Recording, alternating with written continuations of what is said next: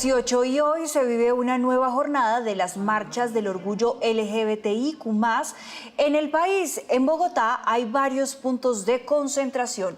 Allí se encuentra María José Delgado. María José, ¿cómo se desarrolla esta jornada? Buenas tardes.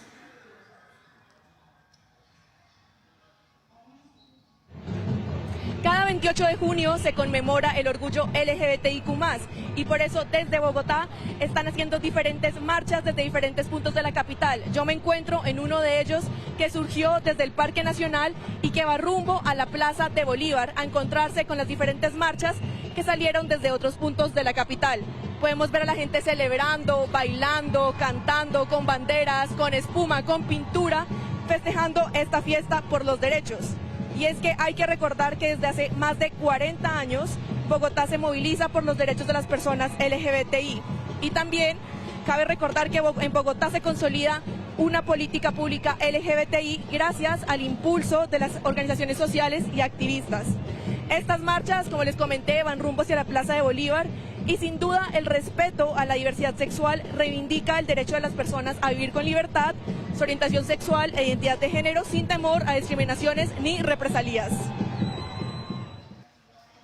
Y es por eso que a esta hora, para seguir hablando de lo que nos contaba nuestra compañera, 5:20 de la tarde, nos conectamos con David Cristancho, el director distrital de diversidad, para hablar no solamente de lo que se desarrolla hoy en Bogotá, de las diferentes marchas por el orgullo, sino también en el país. David, buenas tardes. Hola, muy buenas tardes.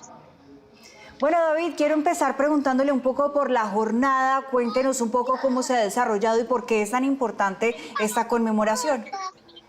Esta jornada se ha desarrollado de forma absolutamente pacífica, alegre, llena de colorido, de cultura. Han sido miles de personas por toda la ciudad que se han venido congregando por el recorrido de la carrera séptima hacia la Plaza de Bolívar, conmemorando y haciendo memoria sobre todos los años que tienen el reconocimiento de derechos de las personas LGBTI en nuestro país. Por ejemplo, se cumplen ya más de 4 décadas de la despenalización de la homosexualidad en el país y 10 años del reconocimiento del matrimonio igualitario en Colombia.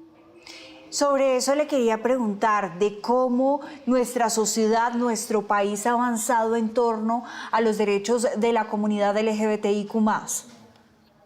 Colombia y específicamente Bogotá siguen siendo un referente a nivel mundial del reconocimiento de derechos. Tenemos alcances importantísimos a través de nuestra Corte Constitucional y la ciudadanía en general los conoce y los defiende, los cuida y sabe que lo más importante también es avanzar en el cambio cultural y en reducir sobre todo las violencias en entornos familiares, en entornos cercanos y en la cotidianidad.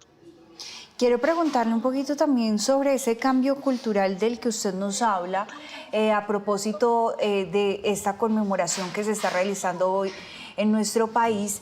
¿Qué es lo que nos falta? De pronto los vacíos en las leyes también para que sea cada vez más igualitario los derechos para esta comunidad.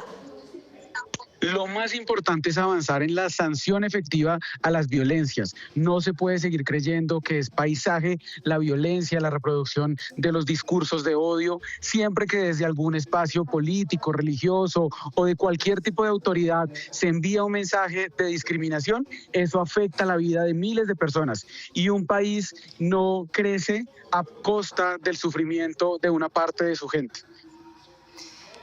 Claro, David. Es que ese, digamos que ha sido una arista de este panorama que hemos tenido que ver no solamente en nuestro país, sino en el mundo, por ejemplo, asesinatos a personas de la comunidad precisamente por este odio que se ha generalizado, digamos, en muchas partes del mundo, pero que sin duda la sociedad, la cultura del mundo ha estado cambiando y sobre todo en nuestro país, también como usted lo ha dicho, se han visto diferentes avances. Cuéntenos un poco también de esa brecha que nos hace falta superar, que siempre hay un granito más por aportar. Lo más importante es tener en cuenta que ya a estas alturas no se pueden seguir poniendo en duda los derechos de las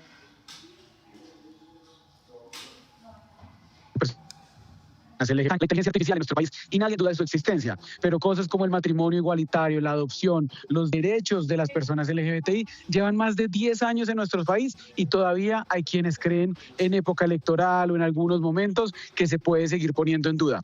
Poner en duda los derechos de las personas LGBTI envía un mensaje negativo y de respaldo a las violencias de muchas personas que siguen siendo víctimas de discriminación.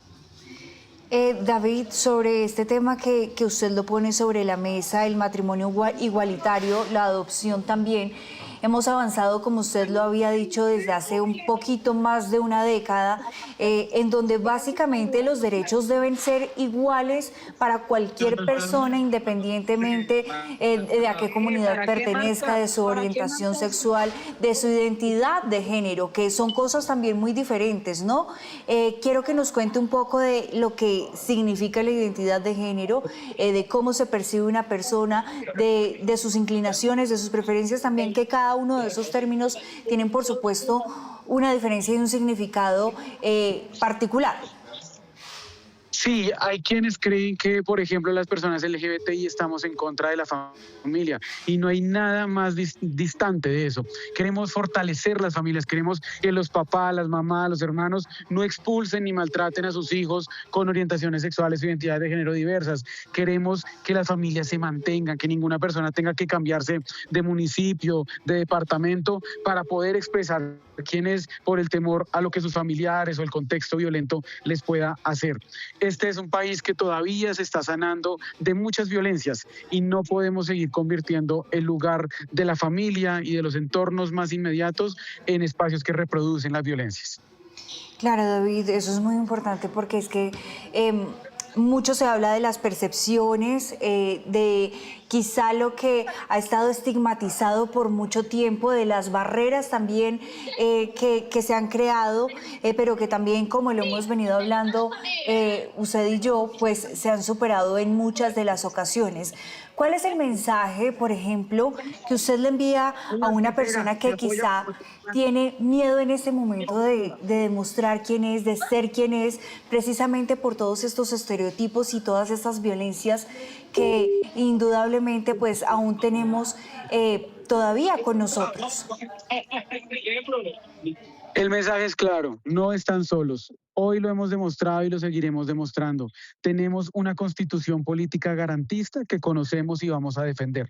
Tenemos instituciones, políticas públicas, acciones que tienen trayectoria en nuestro país y van a seguirse fortaleciendo, independientemente de que haya quienes quieran profundizar en discursos de odio, de discriminación.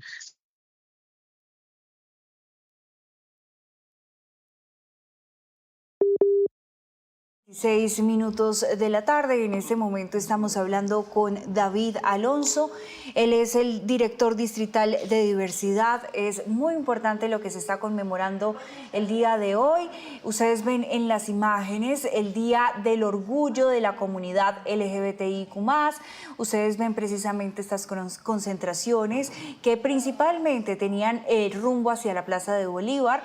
Importante lo que nos estaba diciendo David hace un momento, y es precisamente toda esta reivindicación con los derechos a la comunidad LGBTIQ+, hablar y poner sobre la mesa el tema de adopción, de matrimonio igualitario y, por supuesto, superar todas las barreras físicas y también intangibles que ha tenido toda esta comunidad a lo largo del tiempo. Hablamos de violencias, de odios, que día a día, digamos que se han ido superando, pero que aún queda mucho trabajo por hacer en nuestra sociedad y en el mundo. Importante también, digamos que el parte de tranquilidad que nos estaba diciendo, la jornada se está llevando a cabo con total normalidad y no solamente se conmemora el día de hoy, es de hecho todo el mes, el día y sobre todo el momento del orgullo de la comunidad LGBTIQ+.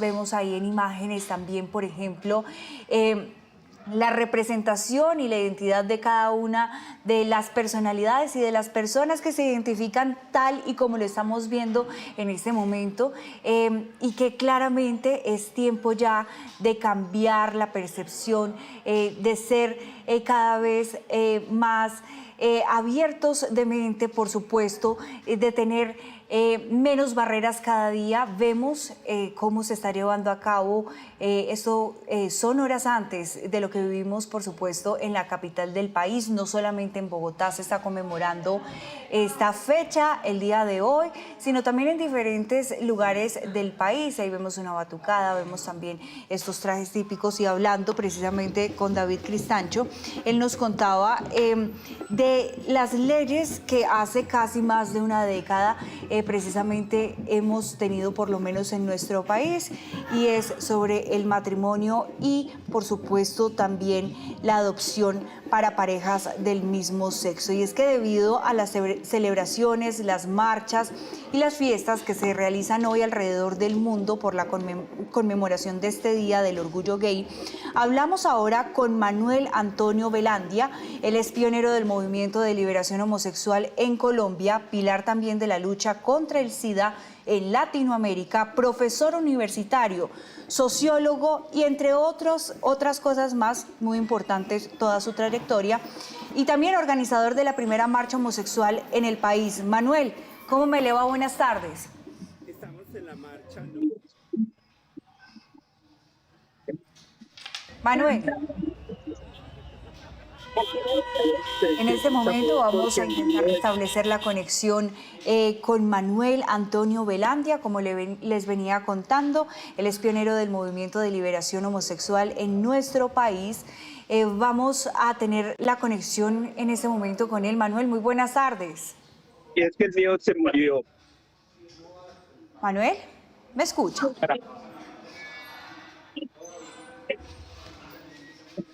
En este momento intentamos restablecer la conexión. Me imagino que, por supuesto, usted está en esta conmemoración, en esta marcha, entonces entendemos los problemas de conexión. En cualquier momento, producción me confirma cuando podamos hablar con Manuel. Les venía contando sobre esta charla y, por supuesto, digamos que los temas que son importantes tener en cuenta, porque sin duda la comunidad LGBTIQ+, ha sido una comunidad que ha estado marcada por sin número de violencias en nuestro país y en el mundo. Es por eso que este día es el de la reivindicación de los derechos de la comunidad LGBTIQ+. Ahora nos vamos para otro punto, porque en Medellín también se celebró hoy la marcha del orgullo LGBTIQ+, donde se presentaron diferentes actividades. Me conecto con Erika Zapata, quien tiene todos los detalles de esta jornada. Erika, buenas tardes.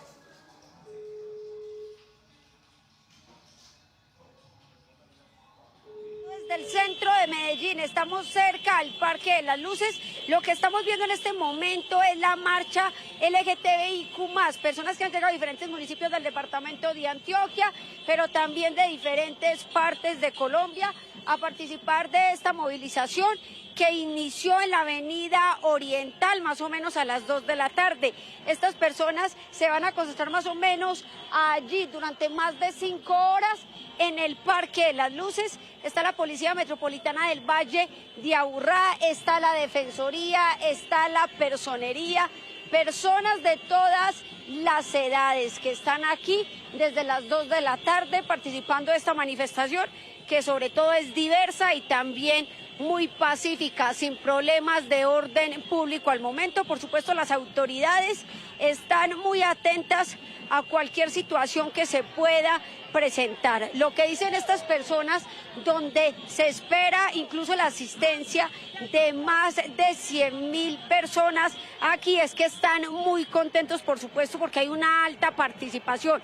Repito, se espera la asistencia de más de 100.000 personas en este punto. En este momento estamos viendo diferentes muestras artísticas. Las personas van caminando, afortunadamente está haciendo un buen clima el día de hoy. Vamos a hablar con algunos de ellos. Buenas tardes, ¿cuál es tu nombre? Sara Montoya. Sara, ¿por qué están hoy manifestándose? Porque queremos representar nuestro género. Bueno, ¿qué ves hasta el momento? ¿Mucha asistencia? Mucha asistencia, mucha presión de parte de nosotros, muchos felices. ¿De dónde vienes tú? De Bello, París.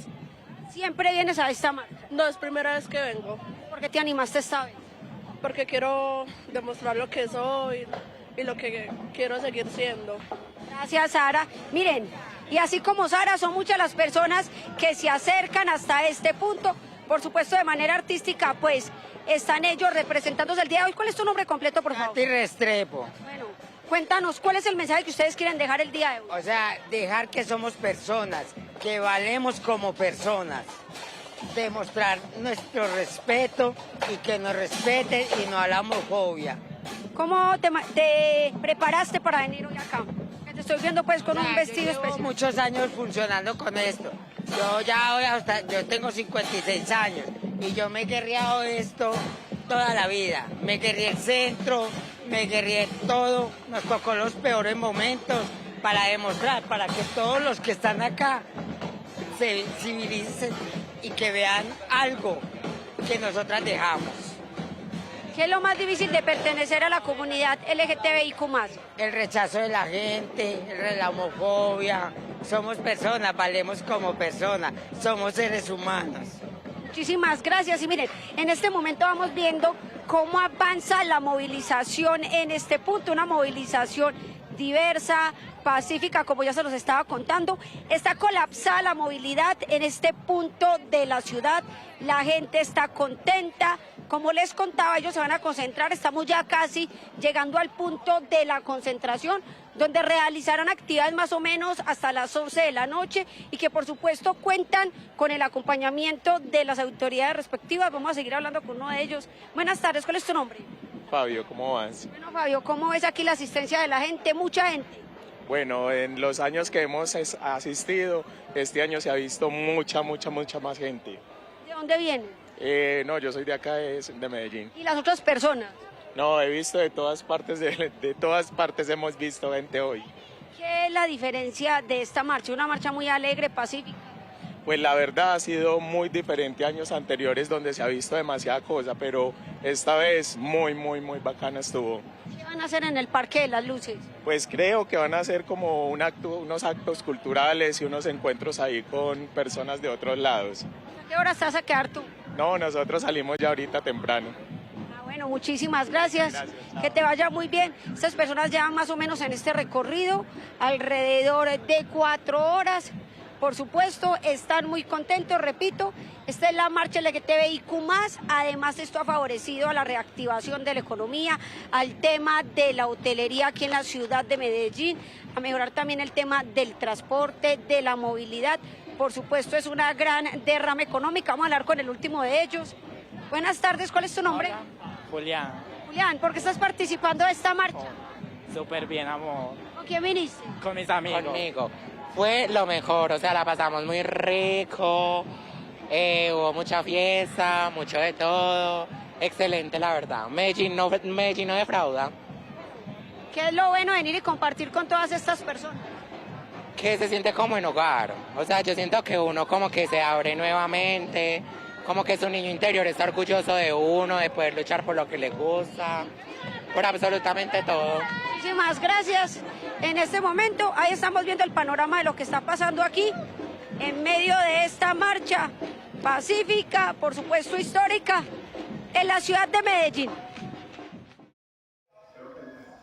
A Erika, muchas gracias por su reporte. Sin duda vimos las calles muy coloridas en esta conmemoración del orgullo LGBTIQ+. Nuevamente a las 5:37 de la tarde restablecemos la conexión con Manuel Velandia. Recordemos que él es pionero del movimiento de liberación homosexual en nuestro país. Manuel, buenas tardes. Muy buenas tardes a los oyentes y televidentes, por supuesto. Muchas gracias, Manuel, por esta conexión. Yo quiero empezar preguntándole un poco por esa jornada diversa, multitudinaria que vivimos hoy en todo el país, no solamente en Bogotá. ¿Cómo le fue? Bueno, nos está yendo muy bien. En Bogotá hoy había 2 marchas. La marcha como oficial, la que se ha hecho siempre, y la contramarcha. Me parece que eso es muy importante porque implica que no todo el mundo ve la realidad de la misma manera, la interpreta de manera diferente y todos los derechos son importantes. Claro, Manuel. Quiero empezar, digamos que desglosando un poco lo que significa no solamente este día hoy, 28 de junio, sino también todo el mes del orgullo, porque digamos sin duda la legislación en nuestro país se ha ido resolviendo cada vez más. Pero sin duda hace falta siempre tener quizá un poco más de conciencia. Hay algunos vacíos. Yo quiero que nos explique un poco cómo ha sido toda esta lucha para restablecer los derechos de la comunidad LGBTIQ+. Bueno, en Colombia el proceso lo iniciamos hace 49 años. O sea, en 1977, el 9 de abril, lo primero que yo me di cuenta era que era delincuente. Yo ese día me enteré que había un código penal y que había unos artículos que penalizaban la homosexualidad, y era la razón porque desde los códigos de policía, digamos, llegaban a los bares, los miembros de la autoridad, nos detenían, nos llevaban a la comisaría, a las chicas trans directamente a la cárcel, a nosotros nos llevaban a la salida de la ciudad, nos bañaban con agua fría. Entonces, como que empezamos a darnos cuenta que la cosa era difícil, pero justo en ese momento empieza a pensarse en la necesidad de cambiar el Código Penal colombiano, actualizarlo. Entonces, parte de mi ejercicio fue como hacer lobby a congresistas, preparar documentos que sirvieran para el debate, y es así como en 1980 despenalizamos la homosexualidad. Y en el 81 se hace vigente, pero había el Estatuto de Seguridad Total. Y entonces todas las reuniones nuestras eran clandestinas, furtivas. Corríamos el riesgo de que la policía llegara y nos detuviera. Al terminar el gobierno de Turbay cae el Estatuto de Seguridad, y eso nos permite hacer la primera marcha en 1983. Al mismo tiempo había la pandemia del SIDA, que en ese momento se llamaba la insuficiencia relacionada con los gays. Y esto, evidentemente, pues nos ponía también como la mira de la sociedad, y nos hacía como entrar en otros espacios de discriminación y de exclusión social. Colombia es un país que cuando tú lo miras a nivel internacional, parece que tuviera muchísimos derechos, pero todos nuestros derechos son fallos de la Corte Constitucional. Solo tenemos 3 leyes que hablan explícitamente de los sectores LGBT, por ejemplo, la ley antidiscriminación y la ley de víctimas. Entonces, uno de los problemas es que un cambio en la Corte Constitucional puede significar perder derechos, como sucedió con movimientos feministas en los Estados Unidos y el derecho al aborto. Entonces, este año ha habido todo un gran debate sobre la participación y cómo orientar el trabajo a favor de nuestros derechos. Claro, pues muy importante todo ese recorrido que sin duda ustedes han tenido que ponerse enfrente por la lucha de sus derechos. Manuel, sin duda usted lo mencionaba hace un momento, que hay grupos poblacionales en donde en este momento siguen afectados, es decir, los derechos no son igualitariamente para todas las comunidades, y quiero que hablemos de eso. Bueno, cuando nosotros pensamos en las mujeres trans, los derechos no son los mismos que para un hombre gay blanco de estrato 5-6. Las chicas trans tienen un problema, y es que usualmente se les excluye al mostrar como un estilo de comunicación que la gente lee como muy femenino. En la escuela les hacen bullying, entonces rápidamente terminan alejándose de la escuela. Entonces tenemos pocas chicas trans con un alto nivel de escolaridad. Eso implica que se tienen que dedicar a formas de producción que la sociedad no avala, como el trabajo sexual, por ejemplo. Entonces, hasta que no tengamos una ley integral trans que implique que las mujeres trans tienen derecho a entrar a la academia, que tienen derecho a terminar su carrera universitaria, que tienen derecho a un salario en las mismas condiciones que otras personas, pues siempre parecerán que son ciudadanas de segunda clase. También estamos encontrando otro sector poblacional que son los hombres trans masculinos. Es decir, como que la gente no logra entender esta construcción de la masculinidad, y cuando oye situaciones como cuerpos que se preñan, en el caso de hombres que se preñan, esto crea como una reacción en la sociedad, una discriminación, porque además los centros hospitalarios no están organizados para atender cuerpos no normativos. Y ahora también estamos encontrando personas de género fluido, personas queer, de personas que transitan entre la masculinidad y la feminidad. Y entonces, este tipo de manifestaciones, pues la gente como que no sabe cómo ubicarse frente a la otra persona, porque un día le puede ver más masculino, otro día le puede ver más femenina. Entonces tenemos que empezar en la escuela, en la familia, en los medios de comunicación, a hablar tranquilamente de estos temas, porque eso lleva a formas de violencia. Colombia es uno de los países más violentos en el mundo, después de Brasil en este lado del mundo, donde los asesinatos son seguidos, pero además con saña, con unos niveles de violencia que a uno no le caben en la cabeza. Claro, Manuel. Sin duda, hablábamos de eso con nuestro invitado anterior, sobre todas las formas de violencia y demás, de odios generalizados que por supuesto ustedes han tenido que vivir. Quiero preguntarle ahora, cambiando un poco de tema, sobre el lenguaje inclusivo, que también en el último tiempo lo hemos visto. Cuéntenos un poco de eso, que también, digamos, para la comunidad ha sido un lenguaje que permite la no discriminación. Bueno, para mí el tema del lenguaje inclusivo, para ser incluyente, fue como un descubrimiento. Yo no hablo francés, estaba en Bélgica, en Bruges, y yo de pronto pienso como que la gente dice les brujes, y pues uno habla los brujos, las brujas. Y entonces yo me quedé pensando, ay, pero en español decimos les, ¿no? Les digo, les comento, no tiene un pronombre ni masculino ni femenino, sino que le estoy comentando a todas las personas. Yo tenía un congreso mundial de bioética, yo estaba en el comité científico y propuse, era bioética y sexualidad, sobre la importancia de que cuando uno habla con las personas sean reconocidas no como yo les veo, sino como las personas identifiquen. Entonces ahí hablé del les, nosotros, vosotres. Y esto se volvió como un boom. En esos días yo había tenido un atentado con granada, había ido a vivir a España como refugiado político y con orientación sexual. Entonces yo soy el primer colombiano y el primer no español en dirigir una organización LGBT en España. Esto me lleva a la Federación Española de Gays y Lesbianas y yo llego hablando de la inclusión en el lenguaje. Y esto llamó muchísimo la atención. Y luego venía la marcha mundial de Madrid, donde íbamos a tener 2.500.000 personas. Entonces nosotros le propusimos a los medios que le preguntaran a las personas que iban a entrevistar su pronombre.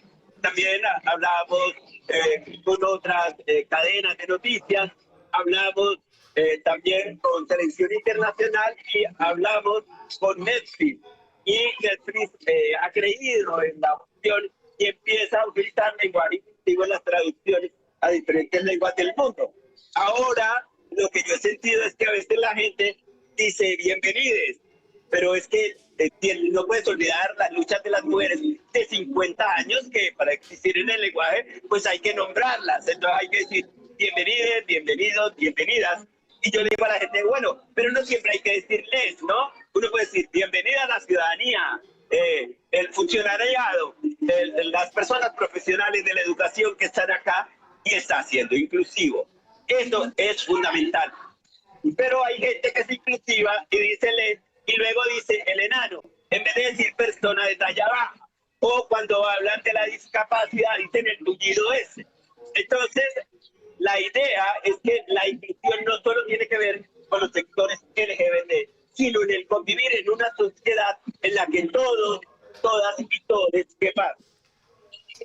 Sin duda, Manuel, pues es un tema muy importante, por supuesto. Hoy también una fecha sin duda con gran relevancia, la conmemoración del orgullo LGBTIQ+. Muchas gracias por este contacto. Gracias a ustedes por entender que nosotros tenemos derechos y hay que contarles a la sociedad.